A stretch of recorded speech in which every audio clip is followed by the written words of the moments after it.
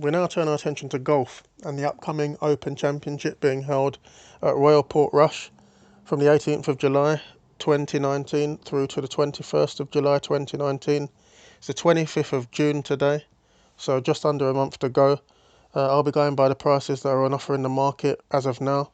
Closer to the time, there will be bookmakers offering 10 places each way, so definitely keep an eye out for those sort of terms.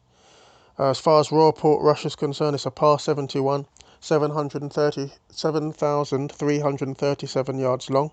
So that's pretty long for a par 71. The Open hasn't been played there since 1951 when Max Faulkner was victorious.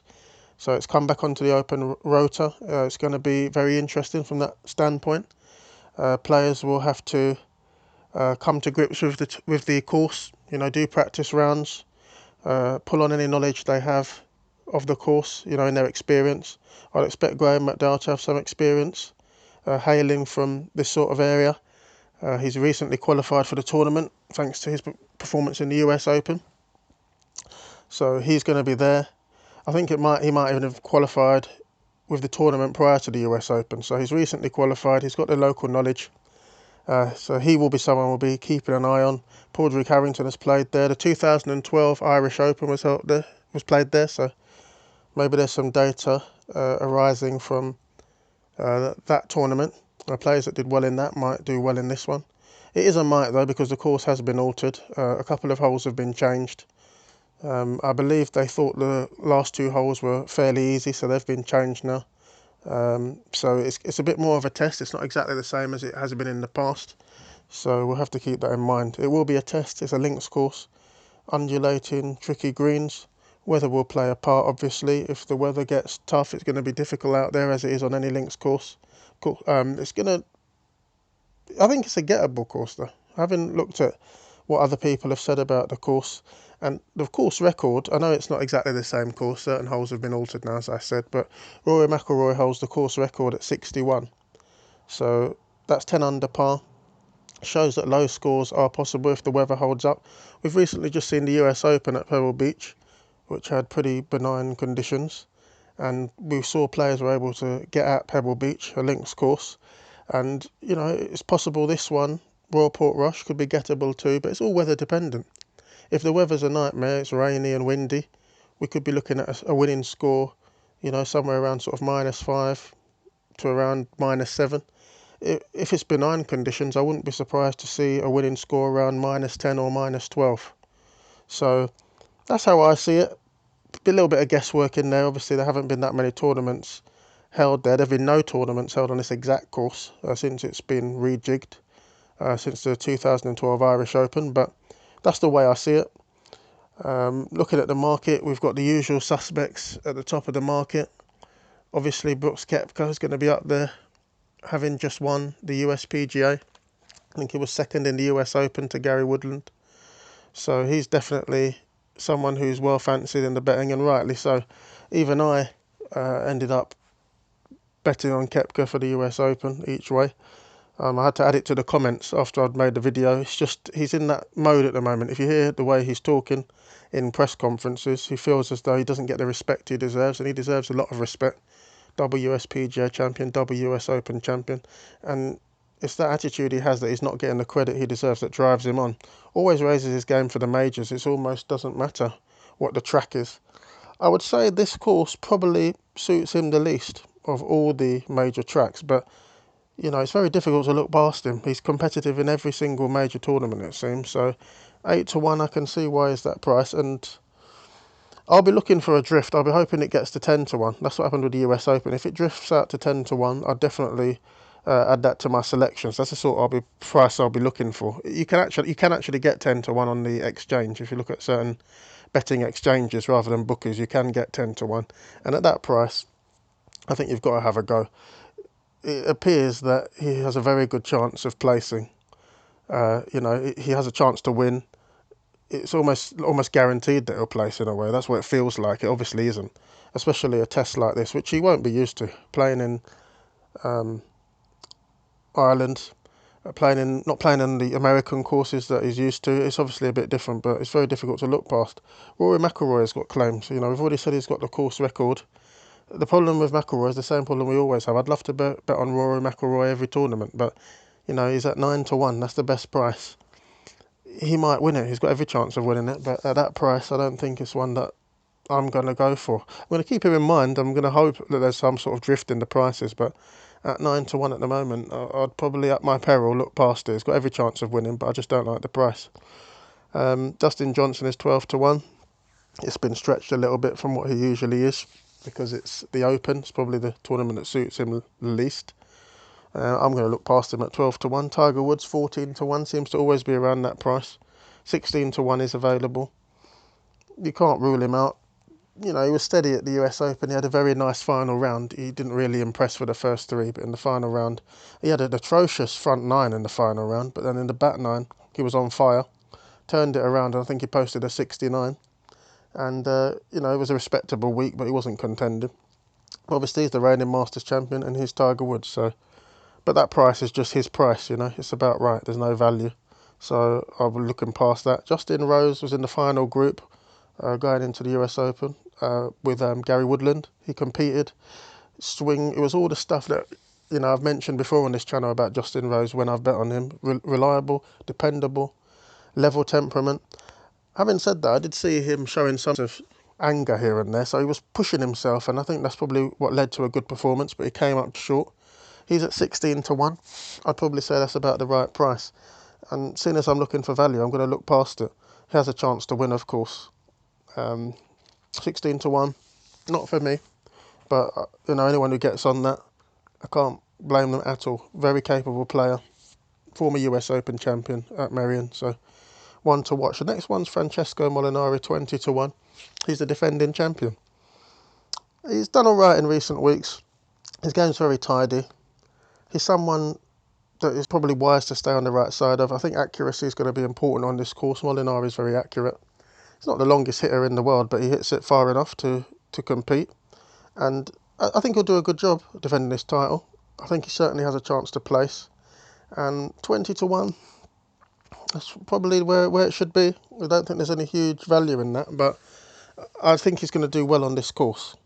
And having won last year, he definitely knows his way around an Open course. So we're going to go for Molinari at 20-1. Next we've got Jon Rahm, 22-1. I definitely think he's someone to stay on the right side of. He started all guns blazing at the US Open in the first round. I think he started with 3 birdies. And I was getting my hopes up then about Jon Rahm, because I'd obviously backed him. He did all right. He put in a creditable performance. He did well. I think he could do well in this tournament. 22-1 is about the right price. I don't think there's massive value in that. But I want to stay on the right side of Jon Rahm, so that's definitely one I'll be looking at. Jordan Spieth, 25-1. Always a danger at the Open. Not in the sort of form that we've been accustomed to seeing from Jordan Spieth, one of the legends of the game already. 25-1. Say it's about the right price. I'm going to look past him.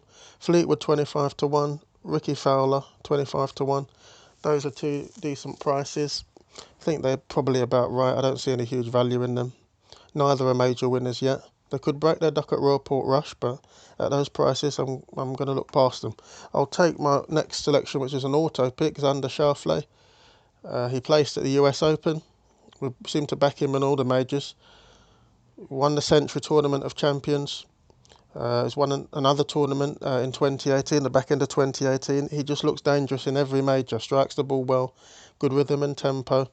He's going to win a major at some point, and I don't think Portrush is a course that jumps out and says it suits him, but he's an auto pick for me. I'm going to go with Xander Schauffele at 28-1. Cantlay is there at 33-1. A lot of people backed him in the US Open, didn't really perform. He is a very good player. He's a form player. He's someone I'm going to look past on an open track at this stage. Next one, Scott at 40-1, and I've noticed him doing well, and I can't look past him on this occasion at a nice price at 40-1. He has been in lovely form recently. In his last 10 starts, he's got 5 top 10s, including a second place at the Memorial. So he's hitting the ball all right. With Scott, it all depends on putting. I have caught the odd glimpse of him putting, and he seems to be doing okay on the greens. It will depend whether he's red hot this week, but he's striking the ball so well that he's giving himself opportunities. and 5 top 10s in your last 10 starts in to be sniffed at. He's also second in the Open Championship in 2012. So if I can get a nice 40 to 1 on Adam Scott, I'll definitely take it.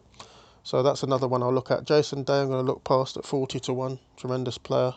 Major winner already, but I just don't see his form being where it needs to be. Stenson has shown signs lately. Stenson has shown that he's out of the doldrums, starting to strike the ball nicely. He's another one where putting is a factor. He's 40 to 1, I think is a nice price, but I'm going to look past it at my peril. I'll take the next one, which is Louis Oosthuizen, 40 to 1. We were on him in the US Open, and that's a place.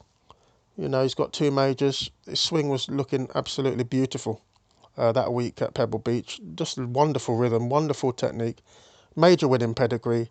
He's another one you've got to stay with. He's verging on an auto selection. He's not always mentioned. He's overlooked often. But look at the value you're getting. 40 to 1. Competed in the last major. Double major winner. Fantastic swing. Fantastic temperament. Major winning temperament. Stays calm. If he gets a bogey, brushes it off, attacks the next hole and looks to birdie and recover. We'll take 40 to 1 on Louis Oosthuizen. No doubt about that. Justin Thomas is 40 to 1. So he's really gone up in the odds. He had a wrist injury recently. I think he's someone you should really keep an eye on, but at the moment, because of that wrist injury and because of recent form, and the fact that it's an Open Championship track, which I'm not sure suits him 100%, suits his game, I'm going to look past him at my peril. Same with Hideki Matsuyama, who is a nice price. He's available at 40 to 1. He's going to win a major at some point. Form isn't where it should be for him and where it has been in the past. I'm going to look past him. Casey's been hitting the ball nicely at 45 to 1. That might be a nice bet, It's not one that I've got on my list, but I've seen him striking the ball nicely. He was in contention at the Travellers Championship recently. I'm going to look past that one, but I'm going to keep it in mind. I might have to return to that, because 45 to 1, it's probably a little bit of value on that, bearing in mind how he's hitting the ball at the moment. Bryson DeChambeau, you can get 50 to 1, which is a good figure for someone who's going to win a major at some point. Recent form isn't where it should be, but he was red hot a few months ago, winning tournaments, so I could understand if someone went for Bryson DeChambeau. Matt Wallace, I'm going to take Matt Wallace at 50 to 1. He's recently started to show his mettle in major tournaments. Did well in the Masters. Did pretty well in the USPGA. I think was it a top 5 finish? He looked pretty good at the US Open as well. I watched him at the BMW International Open, where if it wasn't for an errant tee shot on the 18th tee, he might have been in a playoff with Fitzpatrick and Andrea Pavon. But he hit one into the water off the tee, and it went all wrong from there. But he has got the temperament. He seems to ask a lot of himself. On the course, you can see him berating himself. A lot of shots don't go where he wants them to go. I think he might have to be careful with that, but he's got all the ability. I think he's a member at Wentworth. Good club to be a member of, good club to hone your skills at. He's really come on, and he's one of the shining lights of the European Tour players at the moment. So Matt Wallace, yeah, I'll take that. 50 to 1 is available in the market, which is, I think it's a great price, bearing in mind his form and major form. He's starting to show signs in majors. He also seems to be a player who has the ability to make things happen, when he needs to, when he needs a birdie. I think that's what he was looking for on the 18th tee at the BMW International. It's a par 5, and I think he was trying to rip a driver, try and get on in 2 and make an eagle. It didn't work out for him on that occasion. But he does have the ability in his locker, and it's going to come good for him at some point. So 50 to 1, Matt Wallace, definitely one of my selections. Garcia, 50 to 1. Creditable player. He's going to be playing in the Andalusia Valderrama Masters, I think, this week, and he's the favourite at about very short price, 6 to 1. Won it last year. So, if he has a good week this week, I'm predicting this before the event, he could be one to look at 50 to 1, but I'm going to look past him. McDowell at 66 to 1, I'll chuck in simply because it's in his area. There's an emotional side to it. He knows that style of golf. He's a major winner.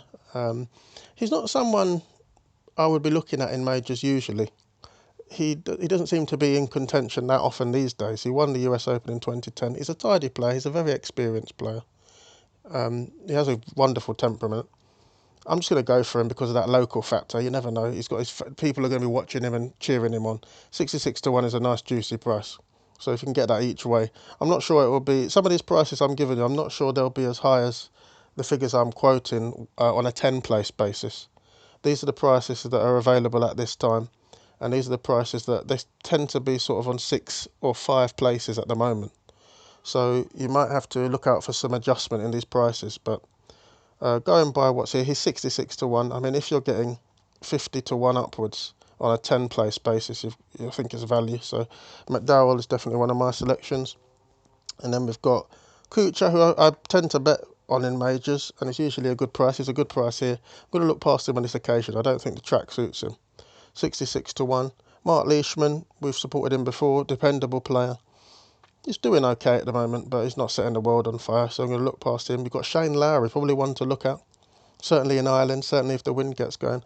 I'm going to take the next one. He's a sort of an auto selection for me. He's not playing well at the moment, but Tony Finau has moved out to 66 to 1.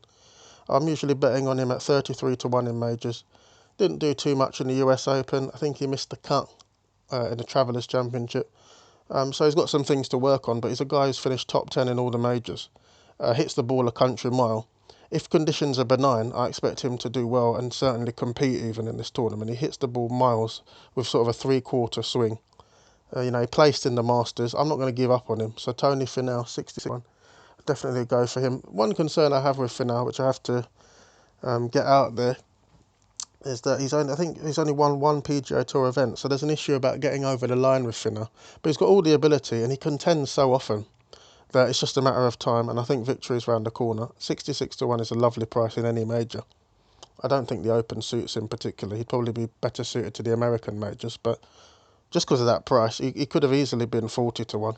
So I'm going to take 66 to 1. Or anything in excess of sort of 50 to 1, I'd look favourably on. Mickelson is there at 66 to 1. I'm going to give up on him. I backed him in the US Open. Thought he might, get his first US Open. It's the only major he's missing, but didn't happen. Next selection, Gary Woodland, 50 to 1. You've got to bet on it. He was superb in the US Open. Wonderful victory. People have been watching him for a while. Not won a major, but knew he had a solid game. Strikes the ball well. Has a good temperament. Seems to have a good temperament. Stays calm. He seems to be very good at composing himself. Strikes the ball miles. It's Link style. He's won at Pebble Beach. So why can't he win here? He's in form. 50 to 1. I was surprised. I thought the bookies were going to shave his price down to a sort of 25 to 1 or something. 50 to 1. Definitely got to look at that. Anything in excess of sort of 40 to 1 on the reigning US Open champion in form. Got to look at it. Poulter's there, 80 to 1. Fitzpatrick, just runner-up in the BMW International Open, 80 to 1. Nice price. Tidy player. I liked what I saw from him in the BMW International Open. Keeps it in play. Again, nice temperament. Has so much ability. Tyrrell Hatton, 80 to 1 is a lovely price. Is someone who's won the Alfred Dunhill Championship on a number of occasions. You've definitely got to look favourably on Tyrrell Hatton at 80 to 1. I'm not sure if I'm going to go for it, but I'll definitely keep it in mind. I'll be watching his price. That's one that is on the short list to keep an eye on. Definitely keep an eye on Tyrrell Hatton. Has a lot of ability. I'm going to move to my Hail Mary selections now. So these are the odds where you're looking at big prices, looking to land big. You don't have to go mad on the stakes because the odds are so big. Let's get into it. We're going to have Eddie Pepperell 100 to 1. He had the US Open off. 100 to 1 is a good price for someone who's very tidy, performs well on the European Tour. I expect him to do well, coming in under the radar. I think he planned his schedule so that he could have a rest, so he didn't compete in the US Open, so he should be nice and fresh. I expect him to do well because he's a tidy player and he's another of the shining lights on the European Tour. So 100 to 1, I'd look towards him. Small stakes each way. Ryan Moore's 250 to 1. He's tied 12th in the Open in 2014 and 2018. He's finished top 10 in all the majors. He's completely unheralded and he comes in under the radar. No one really talks about him. You get some really huge prices and he's always someone to keep in mind. 250 to 1. I'll definitely look towards him. My last Hail Mary selection will be for Oliver Wilson at 400 to 1. That's probably the biggest price I've ever tipped on. 400 to 1, Oliver Wilson. He's a former Alfred Dunhill Championship champion back in 2014. Second in the Qatar Masters this year. 2 top 10s in his last 4 starts. So he's starting to get hot. He's performing well on the European Tour. 2 recent top 10s in his last 4. Very good game for an Open Championship track. So 400 to 1, it's just too big. You don't have to go mad with the stakes at that sort of price. And each way bet on Oliver Wilson is one I'd recommend as a Hail Mary selection. So running through the names that I've mentioned, we've got Brooks Koepka, and a lowly 8 to 1, but we're going to try and look for a little bit of a stretch in those odds. Hopefully they go out a bit as they did at the US Open. 8 to 10 to 1, Brooks Koepka, just on form. Molinari 20 to 1, Schauffele 28 to 1, Louis Oosthuizen 40 to 1, Tony Finau 66 to 1, Matt Wallace 40 to 1, Graham McDowell 66 to 1, Gary Woodland 50 to 1, Rahm 22 to 1. I'm going to keep an eye on Tyrrell Hatton at 80 to 1. I'm not making that a formal selection, but I'll definitely keep an eye on that price. See if you can get some good Hatton 80 to 1 upwards. Adam Scott as well, I've definitely taken that at 40 to 1. Hail Mary selections, Eddie Pepperell 100 to 1 each way, Ryan Moore 250 to 1 each way, and Oliver Wilson 400 to 1 each way. Those are my selections. Please give any selections if there's anyone I've missed. Please give any ideas on who you think will win on a value basis, or even just regardless of price. If you think Rory McIlroy is just going to attack the course and pay out at 9 to 1, please comment. Give us the value of your prediction and your experience and knowledge. Enjoy the tournament. It's going to be fantastic. The Open Championship. No major can match the history of the Open, and being held at Royal Portrush is going to make it a bit of a different experience, seeing as the event hasn't been held there since 1951. But enjoy. Make sure you put on some nice sensible bets and win some money, and I'll see you next time.